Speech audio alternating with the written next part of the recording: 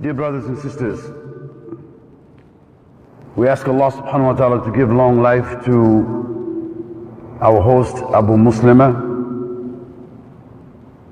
We ask Allah subhanahu wa ta'ala to give izzah and expand the resources of his jama'ah so they are able to implement their vision and they are able to establish their footprint in this area which they have committed themselves to.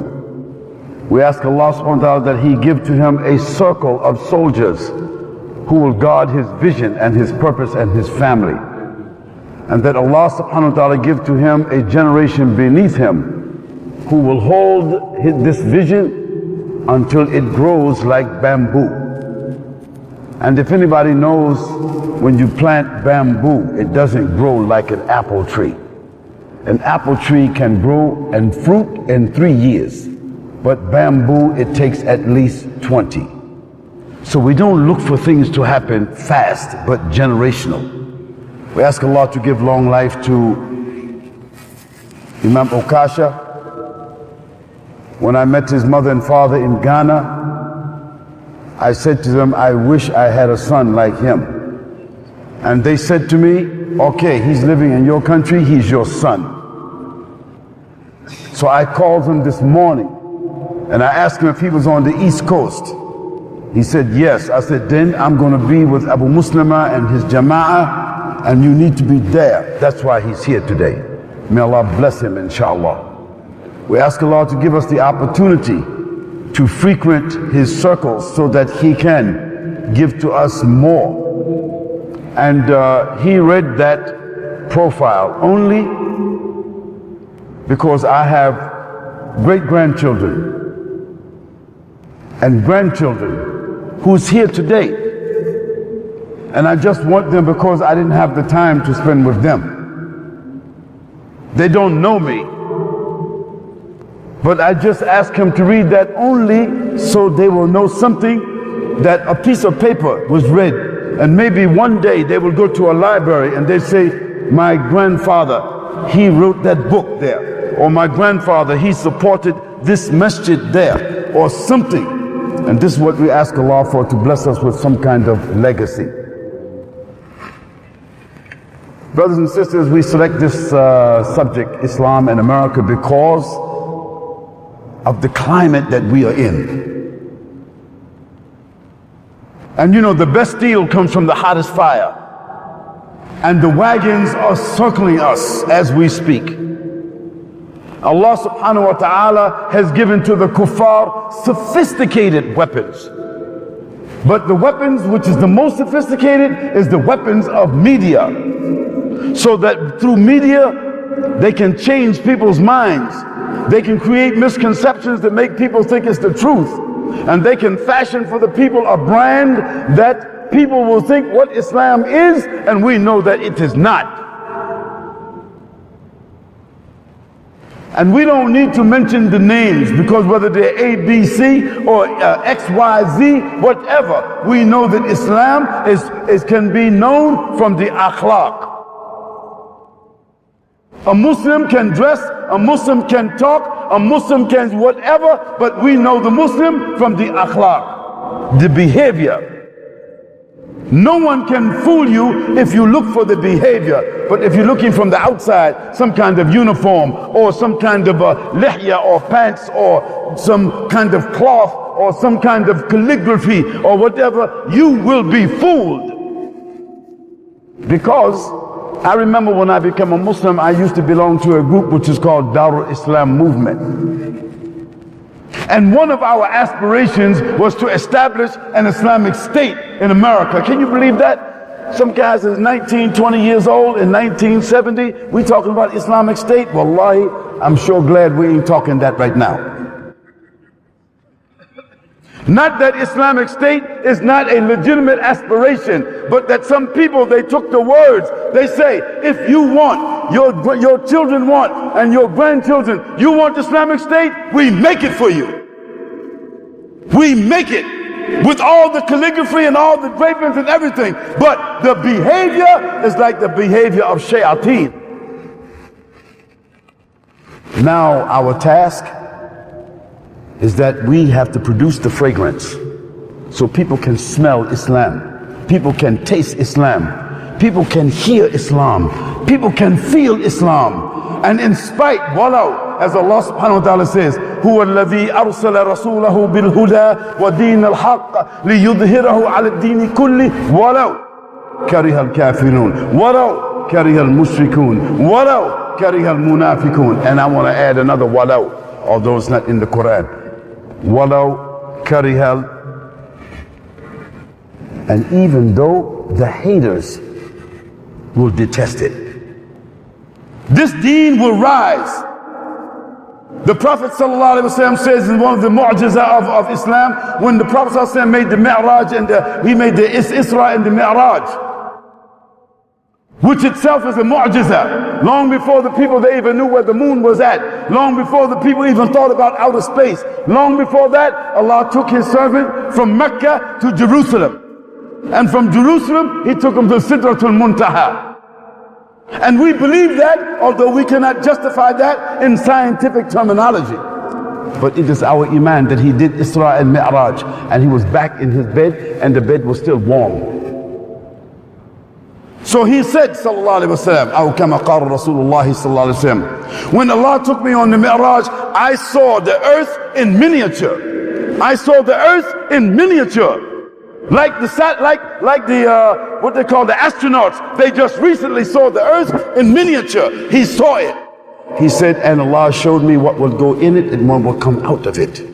And he says, before the day of judgment, Allah, he will cause Islam to enter every house and every home, regardless of what material it is made from, whether it is wood or whether it's made from animal skin or made from grass. And those who will accept it will be lifted and dignified, and those who reject it, they will be humiliated. Subhanallah, sadaqa Rasulullah sallallahu alaihi wasallam. We're talking about Islam and America, not Islam in America, not Muslims in America, but Islam, a set of values and a civilization, and America, a constitutional set of values and a civilization.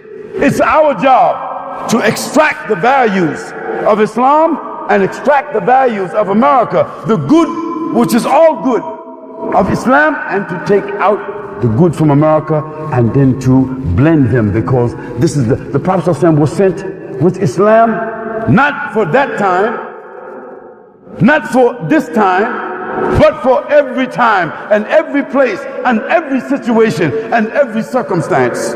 And there will be some people who will accept Islam when they hear it just like it was their name. They're going to respond to that just like their name. We ask Allah subhanahu wa ta'ala that Muslims will be appreciative, that Muslims will be cognitive, that Muslims will be creative, and that Muslims will be diligent, and Muslims will be disciplined, and Muslims will do more than just to talk, but Muslims will want to work and create products and services that people will use. Like you see the phone we are using. The phone we are using. Why the Muslim, he don't have a phone? Why? 8 million Muslims in this country. 8 million Muslims, all of them have maybe one or two phones, which cost $400, $500, $600. Okay, when you went to school, tell me how much is 6 million times 400. 6 million times 400. I tell you, it's 24 billion. That means every Muslim who bought a phone, you contributed 24 billion to the people who made that phone. Why we ain't made a phone? We ain't smart enough to make a phone. We got to buy a Samsung. We got to buy this so and so. And I got an answer for you to that question before we finish. Everybody here is drinking water. Why we don't have no water? Why we don't bottle some water? Everybody got to drink water. Animals got to drink water. The old, the young, everybody got to drink water. Why we didn't bottle some water? And there will be water that people will be drinking, because half of our bodies is made out of water. People will desire water or they will die. Why we don't have no bottle, no water that we got to drink ourselves? Why we don't do that? Secondly, if you're watching TV, some kind of TV, You're watching it either on the phone or you're watching it at home. Why we don't have our own TV? Why we don't have our own satellite? Why we ain't got money? Why we don't have our own hospitals? Why we don't have our own university? Why we don't have our own institutions? Why? Because the greedy heart, the greedy stomach does not produce a full heart. The greedy stomach, the selfish people just become consumers, just like animals. They go to the water, get their whatever, and then they leave and they defecate and they die. So we talk Islam in America. Why? Because Allah, He knows why He put Islam in America. America is the most developed civilization on the earth today.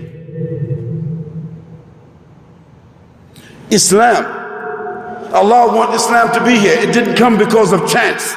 And even with no organized da'wah, can you imagine when I became a Muslim in 1965? There was only 63,000 new Muslims in America. 2.5 million immigrant Muslims in America. Those are the statistics that we have found and we can corroborate. Here we are now in 2015, 50 years later. There are more than 8 million Muslims in America, and 43% is new Muslims that are like the ones sitting here today. So you know 43% of 8 million is, what is that?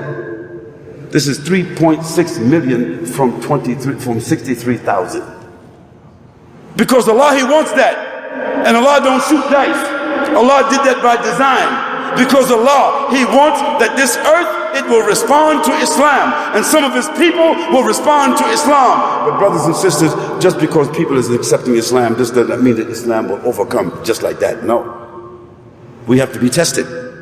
And the best steel comes from the hottest fire. So people say that, man, the wagons is circling us. That's because Allah subhanahu wa ta'ala, He wants to raise us up. He wants to test us. He wants to make us stronger. And He wants to force us to come together, even though our minds, our differences, our divisions don't want to come together. But Allah, He's going to force us to come together. Because each one of us, we went somewhere else. We went different places to take something. And when we came back, we had the residue of other people's teachings. Something which was good they taught, and something else which they mixed up, and we took it back. It's like we eat the apple with the core. When we was taking knowledge, we eat the whole apple. When we was taking knowledge, we ate the whole banana. We don't even peel the banana. We were so overcome with knowledge and inspiration, we eat everything. When we get a steak, we even eat the bone. Now we are older people looking at the grave, we understand you need to peel the banana. We are old people, you'll say, looking at the grave, inshallah, and now we know we have to sit together.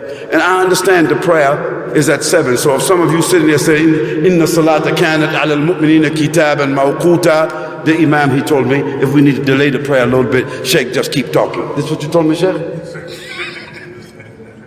So don't be getting all messed up, you understand me, about the clocks, because the clocks not rule us, we following the Imam. Now why I said Islam in America, because I want to make brothers and sisters think about it. America have very sophisticated institutions, we got to take our share from that. Out of 300 transnational corporations, 240 of them is American. McDonald's, Burger King, Pizza Hut, this one, that one, you know, U.S. Steel, whatever, you can name it. When you go somewhere else in the world, you see American companies leading the economy. But what we taking from that? We're not taking from that. We're not taking from that. So now, we have touched hearts, we have touched minds, and that's beautiful. But now we need to touch paper. If we don't touch no paper, we can't come up. Even Allah subhanahu wa ta'ala gave His Prophet sallallahu alaihi wasallam the wahi, but he didn't, gold and silver don't come out the sky. One day the Prophet sallallahu alaihi wasallam was sitting with his companions after one ghazwa, after one of the battles. He was sitting with them because he was preparing for another battle. They had already spent, some of them had died, they wounded, they tired, and the Prophet ﷺ is sitting in front of them and he's asking them for money because he need camels, he need horses, he need food, he need weapons to go out. Allah don't send it from the sky. So he was asking and he was asking and he was asking, and some of the ladies was taking off their jewelry and throw it, but it was not enough. So the Prophet ﷺ was sitting with his head down and he was waiting for the people to give something. And so Uthman ibn Affan radiallahu anhu, he said, oh Prophet ﷺ, just wait. He come back. What does this mean? Uthman must live close. Uthman was not living in Newark. He was not in the suburbs. If he said, just wait, Prophet, I come back, where was he living? He lived around the corner. So this is one hikmah we find. Wherever there's a masjid, wherever you want to live, you need to live near a masjid. And even if you don't like some of the people there or the imam, you don't agree, you need to live next to a masjid. Because the masjid is the heart of the community. If you want to build a community, it has to be a masjid.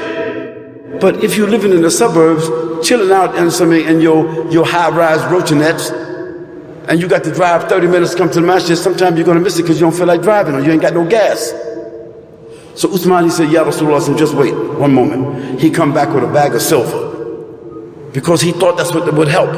And when he gave it to the Prophet ﷺ, he asked him, O Messenger of Allah ﷺ, is that enough? The Prophet ﷺ, he kept sitting with his head down. What that mean? What do you mean? It's not enough. So Uthman, radiallahu anhu, may Allah bless him, he was not just pious, he was not just muttaqi, mashallah. He was among the agniya, he was among the richest of the people. So he said, okay, Messenger of Allah ﷺ, and this happened on many different occasions, that we can give a hadith on that. He said, okay, Prophet, please wait one moment. And he left, he come back, he had a bag of gold. When he poured that gold in the lap of the Prophet ﷺ, the Prophet ﷺ was picking that gold up and looking at it, and he was smiling, which means what? He said, oh, Prophet ﷺ, is that enough? And the Prophet ﷺ, he was smiling, counting that gold. And so what that meant? It was enough. So see what the Prophet ﷺ said, not about his taqwa, because long time ago the Prophet ﷺ, he called Uthman, he called Dhun Nurayn, the owner of two lights. That means he had two of the Prophet ﷺ's daughters at different times. When they asked him, oh Prophet ﷺ, why you give Uthman two of your daughters? He said, Wallahi, if I had another daughter, I'd give it to him too. But he wasn't talking about that day. He said, Wallahi, after this day, it doesn't matter what Uthman does. SubhanAllah. Only because of what? Because of what? His giving. We haven't got to the stage where we're willing to give. We just get to the age, you understand me, where we're willing, you understand me, to learn something. We sacrifice for some ayat, we make a travel, we do this, we make some raka'ah, we do this, we do that, and all of a sudden. But when it comes to giving, Muslims is not coming up. And that's why, Allah, we on a treadmill. But this is the age of competition. This is the age of being creative. This is the age of giving and sacrifice and contribution and building institutions. Why? Because the people who want to come Islam, if they don't say, they're going to ask what I will get. One man came to the Prophet, he's a Bedouin. And he asked the Prophet, oh, because you know, Bedouins, they don't have no etiquette. So he said, oh Muhammad, you know, like you say, yo Muhammad. You know, he ain't got no manners because he's a Bedouin. But his heart is clean. He said, oh Muhammad, sallallahu alaihi wasallam. He said, if I accept Islam, what I will get? What I will get? See how wise the Prophet ﷺ was. He knew the man's condition. He knew his mentality. He asked him, what you want? What you like? He said, I like humru ni'am. I like humru ni'am. What is that? This means red camels. It's like red Hummer. You know, red camel today is like a red Hummer. Now how a Bedouin, he's asking for a red Hummer. So the Prophet ﷺ, he have a companion across the road over there, and those camels is over there sitting. Beautiful red camels. He said, like those over there? The man said, yes. The Prophet said, say, Ashhadu an la ilaha illallah wa anna Muhammad Rasulullah, and go and get one. Subhanallah. So was the Prophet bribing him? No, he was not bribing him. He was motivating him with hikmah. The man went and he said the words, and you say, well, maybe he wasn't sincere. We ain't looking in the chest, only Allah subhanahu wa ta'ala Sami'un Alim. The man went and got one. He rode out to his people in that Hummer, you know, in that red camel. And they know he's Bedouin. They know he ain't got no money. They know he's homeless. They know he ain't got no camel. They ask him, oh Fulan, where you get that from? He said, I got it from Muhammad sallallahu alaihi wasallam. He told me if I just say Ashhadu an la ilaha illallah wa anna Muhammad Rasulullah, and he give me one. What you think his people ask him? Take us to Muhammad. We got to get money. We have to build. When I met this young man, he's not so young anymore. Subhanallah, before we even met here in America, we met in the masjid of the Prophet ﷺ. Is correct, Sheikh? How out of 1.5 million people, me and him, we meet in Masjid al-Nabawi. I hear his name, people is talking blah blah blah, Abu Muslim, blah blah blah blah blah. I don't know him. And people is telling him, Sheikh KHALID, YASIN, blah, blah, blah, blah, but he don't know me. Both of us made niyyah and we're there for Hajj. And inside the Prophet ﷺ's masjid, or that courtyard inside his masjid, sallallahu alaihi wasallam, we met and our love began there. My brother asked me on the way over here, what we got to do about this situation? There's a dua that Aisha radiallahu anha said that the Prophet ﷺ used to recite after every prayer. Allahumma inni a'udhu min hamni wa huzni wa a'udhu min ajzi وكسر وعظم من الجبن وبخل وعظم من غالبة ديني وقهر الرجال اللهم اكفني بحلالك عن حرامك واغنني بفضلك عن من سواك. Subhanallah, look at this ayah. I mean, look at this surah. I mean, look at this hadith. Why the Prophet is praying like that? Why he's making this dua every time he ends this prayer? He have everything from Allah subhanahu wa ta'ala. He said, oh Allah, I seek refuge in you from lack of strength, from anxiety and grief, from lack of strength and laziness, from niggardliness and cowardice, from being overpowered by debt and the oppression of men. Oh Allah, with your fadila, make me free. Oh Allah, with your grace and your fadila, with your grace and your bounty, provide me with what is halal to keep me away from what is haram, and with your grace make me independent of everyone and everything other than you. See this dua, we need to make that dua every single day and teach it to our grandchildren, because Islam and America is a reality. It is not a fantasy anymore. This is the challenge for us, to take the constitutional liberties that we have, that only 13% of the whole world have those liberties that we have. Take that with the values of Islam, package it, and we ourselves, and there's a precedent in America that I want to remind the people of. You know, there's a group of people 120 years ago, they were called the Mormons, Church of Jesus Christ of Latter-day Saints. They were hated Christians. They were deviants, but they were quiet and they were working very hard. Today the Mormons, what they have? They have a masjid? They have an area, they have a neighborhood? No, the Mormons control the state of Utah. One of the states of America they are controlling. They're controlling the Congress, they're controlling the militia, they're controlling the highways, they're controlling the finance, they're controlling the universities, they're controlling everything in that state. And they are the wealthiest and most progressive Christians in America. So how they come in 120 years? Wallahi, we have been Muslim for 50 years. Maybe by 120 years we will also have a state. And then we will have some power. We will be empowered. And we ask Allah subhanahu wa ta'ala that remember this here, that Islam is not just the Quran faqat only. The Quran is not only traditions only. No, Islam is a system of faith of empowerment. Islam is a faith that is built for America. Islam is a faith that is built for real men and real women who can make families into communities, and communities into areas, and areas into a state. We ask Allah subhanahu wa ta'ala to remind us of that we're not in a talking stage of Islam. No, we need to now move into the action. We ask Allah subhanahu wa ta'ala to preserve our faith, to have mercy upon us, and to forgive us, because more than anything we need forgiveness.